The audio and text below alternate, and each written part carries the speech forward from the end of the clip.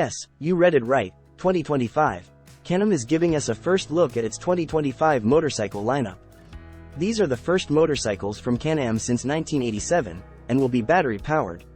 As expected, the 2025 Can-Am Origin and 2025 Can-Am Pulse are prototypes, and we will not see finished models of these electric motorcycles until mid-2024.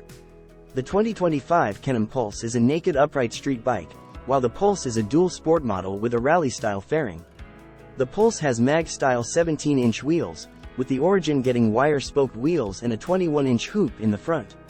Both 2025 Can-Am motorcycles are powered by a Rotax e-power motor. There are no details regarding either bike's battery capacity, output, or range.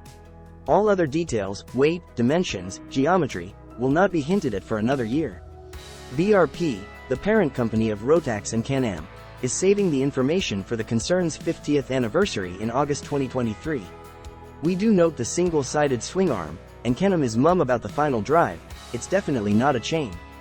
Today, our story of innovation reaches new heights, President and CEO of BRP Jose Boisjoli said at the reveal of the 2025 Can-Am motorcycles.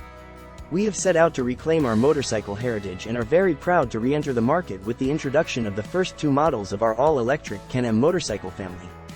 Half a century ago, Can-Am roared to victory on the track and the trail. Today, a legacy is reborn. In true BRP fashion, we are bringing our very own electric power pack to our motorcycles and crafting thrilling riding experiences for a whole new generation. When released, the 2025 Can-Am Pulse will be the first pure street bike from Can-Am.